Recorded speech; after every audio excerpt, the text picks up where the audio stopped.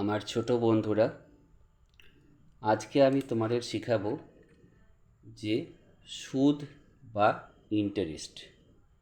আমরা যখন কোনো টাকা ব্যাংকে রাখি অথবা কারো কাছ থেকে ধার করি, তখন আমাদের কি হয়? একটা সুদের গল্প আসে। যদি আমরা ধার করে বসি তাহলে আমাদেরকে সুদ দিতে হয়, আর যদি ব্যাংক বা পোস্ট অফিস বা অন্য কোনো আমানত সংস্থায় আমরা যদি জমা রাখি তাহলে কি হয়? সেই টাকা তখন সেই সংস্থা তাদের ব্যক্তিগত ব্যবসায় কাজে লাগায়, এবং তার থেকে যে আয় হয় সেই আয় থেকে আমাদেরকে আমাদের ভাগের যে ইন্টারেস্ট হবে সেই হিসেবে ইন্টারেস্ট দেয়। ঠিক আছে, এখানে কতগুলো জিনিস আমাদের বুঝতে হবে।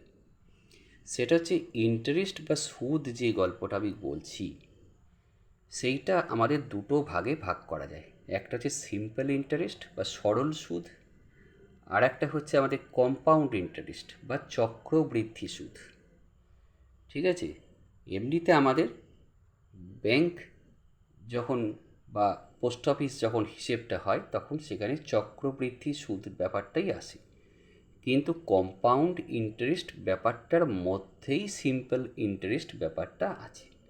তাই সিম্পল ইন্টারেস্ট সম্পর্কে সম্যক জ্ঞান না থাকলে কম্পাউন্ড ইন্টারেস্ট শেখা ঠিক করে যাবে না। কতগুলো টার্ম আমাদের আগে থেকে জানতে হবে। সেগুলো হচ্ছে, পি মানে হচ্ছে প্রিন্সিপাল, যেটাকে আমরা বাংলায় বলি আসল বা মূলধন। অর্থাৎ যে টাকা আমরা ব্যাংকে বা কোথাও জমা করেছি বা কারো কাছ থেকে ধার করেছি সেটাই হচ্ছে প্রিন্সিপাল বা বাংলায় বলছি আসল। এবারে আই হচ্ছে ইন্টারেস্ট বা সুদ। টি হচ্ছে টাইম। এই টাইমটা আমাদের বছরেই হতে পারে বা আমাদের 6 মাসে, 4 মাসে, 5 মাসে এসব কিছু গল্প হতে পারে, বা হয়তো আমাদের 3 মাস পর পর দিচ্ছে কি 4 মাস পর পর দিচ্ছে, এসব গল্প হতে পারে। অর্থাৎ আমাদের টাইমটা আমাদের বছরে, মাসে অথবা দিনেও হতে পারে, যে এত দিনের জন্য আমাদের ধার নিয়েছি তা আমাদের কত সুদ দিতে হবে, এইসব কথা হতে পারে।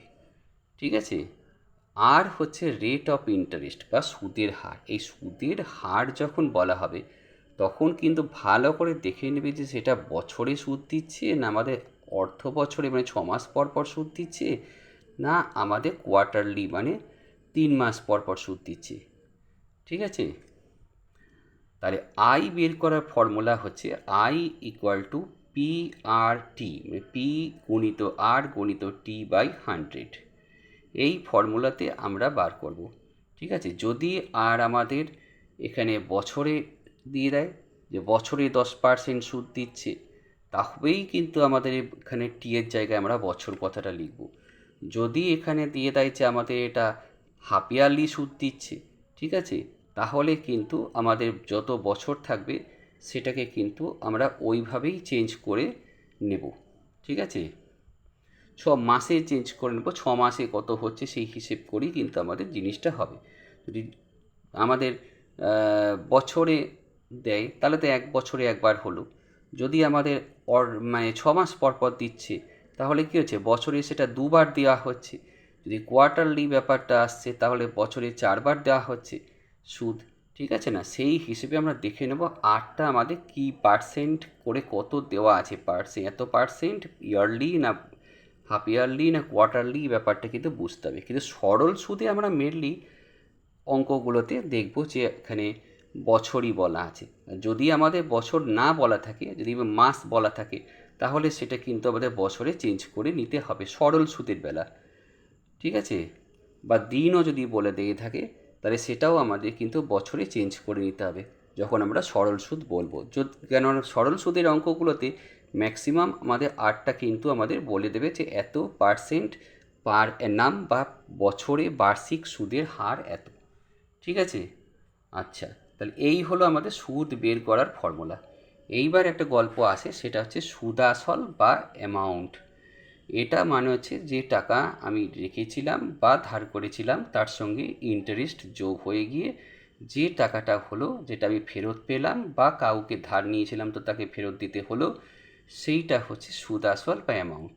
তাহলে এইভাবে আমরা সুদ এবং সুদাসল বা আমাদের এখানে অন্য যদি কিছু জানার থাকে, যেমন আমাদের হয়তো সাপোজ আমাদের এখানে বাকি সবই বলে দিয়েছে, আটটা খালি আমরা জানি না, তখন আমরা এরকম করে বার করব 100i/p/t।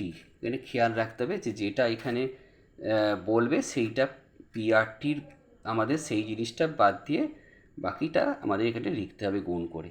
ঠিক আছে, যদি আমাদের টি বার করতে বলে, বাকিটা আমরা জানি, তখন আমরা লিখব 100i/p/r, এই ব্যাপারটা লিখতে হবে। কিন্তু খেয়াল রাখতে হবে আমাদেরকে যে যেটা যেন ইউনিটগুলো একই হয়। যদি এইটা হয়তো বছরে দিয়ে দিয়েছে, হ্যাঁ, আর এটা তো মাসে দিয়ে দিয়েছে, তাহলে কিন্তু গন্ডগোল হয়ে যাবে। তো সেখানে কিন্তু আমাদের একইভাবে করতে হবে। যদি মাস করছি তো মাসই হচ্ছে, বছর তো বছরই, এইভাবে। ঠিক আছে, বোঝা গেল? তাহলে এই জিনিসটা হচ্ছে আমাদের সিম্পল ইন্টারেস্ট বের করার ব্যাপার স্যাপার। এবারে আমি সরাসরি একটা সরল সুদের অঙ্কে চলে যাচ্ছি। অঙ্কটা আমি মুখে পড়ছি, শুনে নাও। অঙ্কটা বলছে যে একটি তাঁত সমবায় সমিতি যন্ত্রচালিত তাঁত ক্রয় করার সময় 15,000 টাকা ধার করেছিল। ঠিক আছে, তাহলে 15,000 টাকা যখন সে ধার করেছে, তাহলে পি মানে হচ্ছে 15,000 টাকা।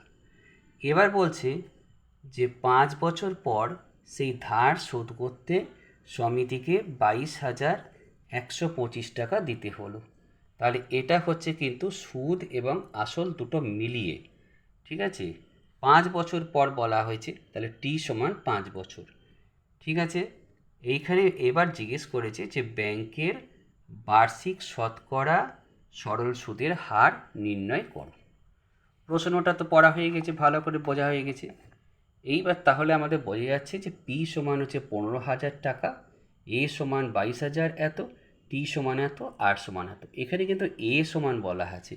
এবারে আমরা কি জানি, এ মানে হচ্ছে পি প্লাস আই।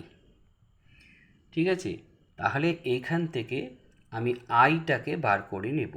আই হচ্ছে আমাদের 22,125 থেকে আমি বিয়োগ করে দেব 15,000 টাকা।